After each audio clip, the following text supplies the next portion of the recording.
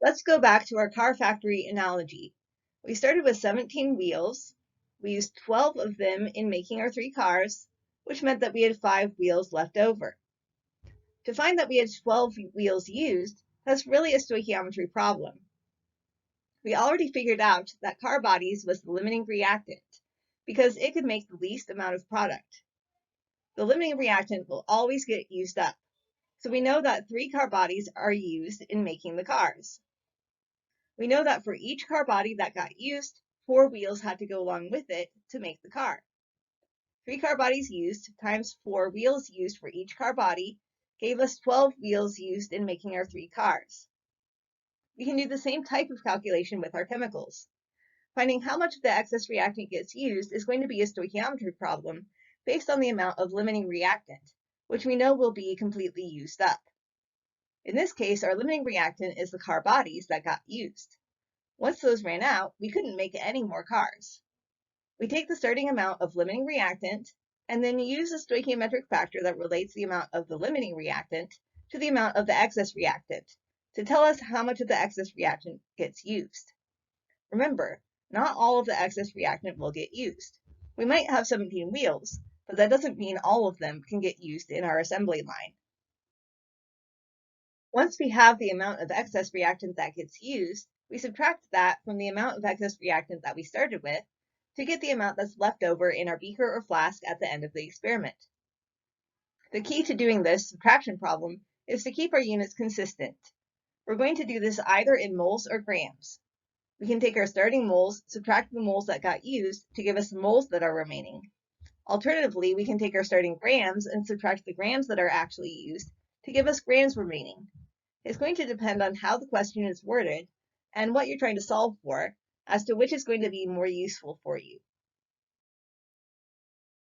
The starting amount will be given in the problem. It's finding the amount used that's the tricky part of this type of calculation. We're going to use our starting amount of limiting reactant, which we know gets completely used up during the reaction, just like our 3 car bodies got completely used up in making our 3 cars. We're going to use stoichiometry to find out how much of the excess reactant gets used along with that limiting reactant. If we're trying to deal with grams, here's our strategy. We take our grams of our limiting reactant that we're starting with and convert it into moles. Remember, we can't do stoichiometry directly from grams. We have to do a mole-to-mole conversion. Once we get the limiting reactant into moles, then we can find the moles of the excess reactant that gets used up. Then we can go from moles of excess reactant to grams of excess reactant using the molar mass of the excess reactant. Here's an example problem. We're starting out with 1.7 grams of sodium bicarbonate in our beaker and 1 gram of citric acid in our beaker. First, we want to find which of the 2 starting materials is going to be the limiting reactant. It's not necessarily which has the smallest number of grams. It's not even necessarily which has the smallest number of moles. It's going to be based on which can make the least amount of product. Once we figure out the limiting reactant, we'll find what mass of CO2 is able to form. That's going to be grams of CO2, which is one of our products. Part C, the new part of this problem that we haven't done before, is finding what mass of excess reactant is left over once the reaction has finished. We're going to do parts A and B together by converting each of our 2 starting materials into grams of CO2. First, we're going to start with our 1.7 grams of sodium bicarbonate, the first reactant. We go grams of sodium bicarbonate to moles of sodium bicarbonate by dividing by the molar mass of sodium bicarbonate.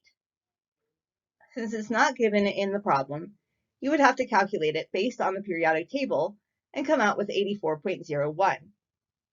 Grams is on the bottom to cancel out, and moles is on the top. Then we need to use a stoichiometric factor to go from moles of sodium bicarbonate to moles of CO2. Moles of sodium bicarbonate goes on the bottom to cancel out with the moles of sodium bicarbonate in our first conversion factor, and moles of CO2 goes on the top. In our balanced chemical equation, there's a 3 next to the sodium bicarbonate and a 3 next to the carbon dioxide.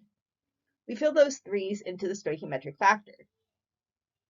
Our last conversion factor for this part is going from moles of CO2 to grams of CO2 using the molar mass of CO2.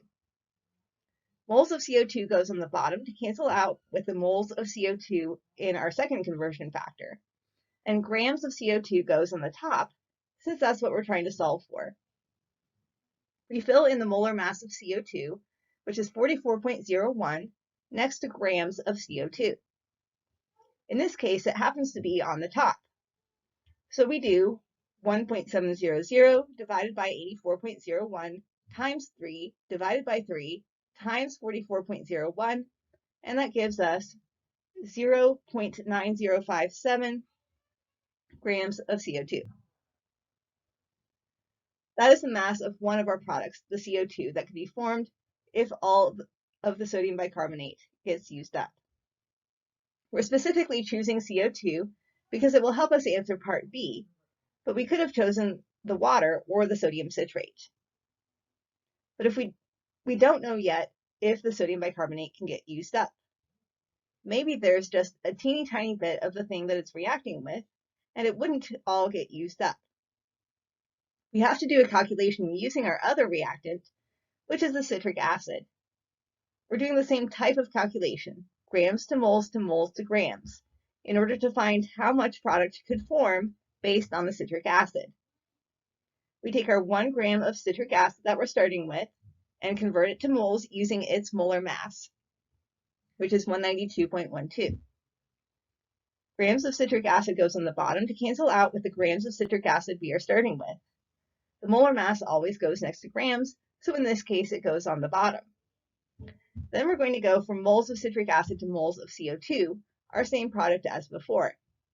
Moles of citric acid goes on the bottom of our second conversion factor to cancel out with moles of citric acid in the top of our first conversion factor.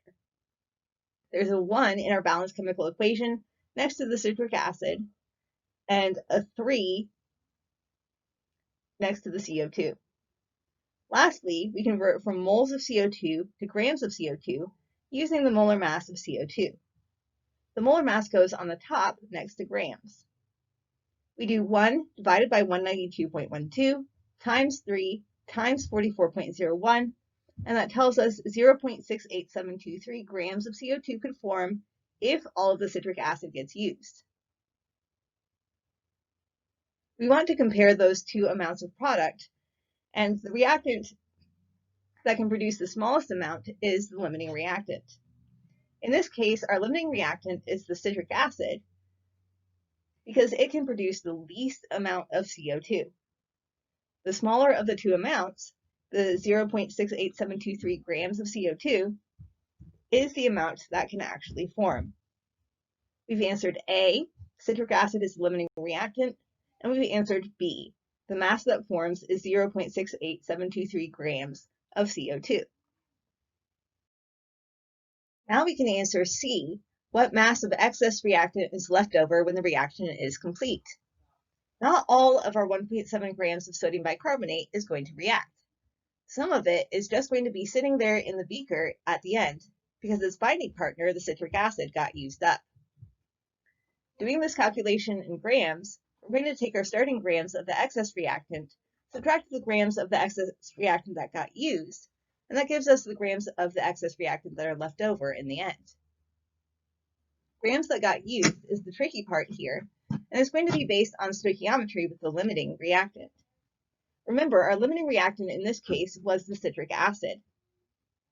We had to do part A to figure that out before we could even start part C.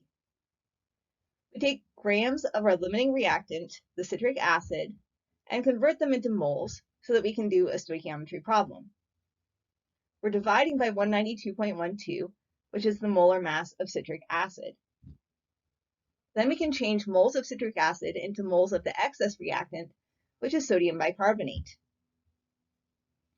In our balanced chemical equation, there's a 1 next to the citric acid and a 3 next to the sodium bicarbonate.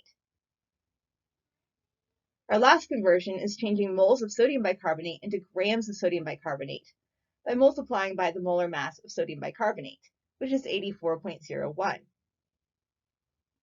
We went grams of limiting reactant to moles of limiting reactant to moles of excess reactant to grams of excess reactant.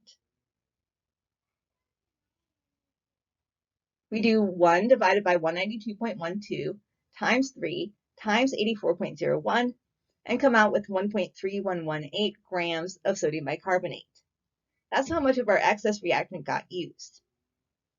We take the 1.700 grams of sodium bicarbonate we started with, subtract the 1.3118 that actually got used, and that tells us that 0.382 grams of sodium bicarbonate are left over in the end.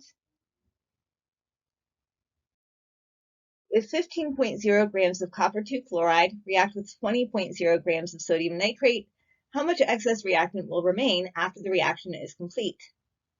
CuCl2 plus 2NaNO3 yields Cu parentheses NO3 parentheses 2 plus 2NaCl. The molar mass of copper 2 chloride is 134.452, and the molar mass of sodium nitrate is 84.994. To save you a little bit of time, you're given the molar masses of 2 of the chemicals in the reaction. You should also be able to write the chemical equation yourself, assuming it's a double replacement reaction. But the equation has been provided to save time and help you focus on the new concept. Is the answer A, 5.00 grams of sodium nitrate remain? B, 5.00 grams of copper 2 chloride remain? C, 1.04 grams of sodium nitrate remain? Or D, 1.04 grams of copper 2 chloride remain? The correct answer is C, 1.04 grams of sodium nitrate remain. To answer this question, we first have to figure out which is limiting and which is excess. To do that, we're going to take our amounts of starting materials and convert them into product so we can figure out which produces the least amount of product. We can't do it directly because we're given amounts in grams. We'll have to do a gram to mole conversion for each of them, and then we'll do a mole to mole stoichiometry problem to get moles of product. We take our 15 grams of copper 2 chloride and convert it into moles of copper 2 chloride, and then convert that into moles of one of our products, let's say the copper 2 nitrate. Then we do the same thing with our sodium nitrate. We take our 20 grams of sodium nitrate, convert that into moles of sodium nitrate, then convert moles of sodium nitrate using a stoichiometric factor into the same product for comparison, let's say that copper 2 nitrate. Once we figure out which could produce the least amount of product, that would be the limiting reactant.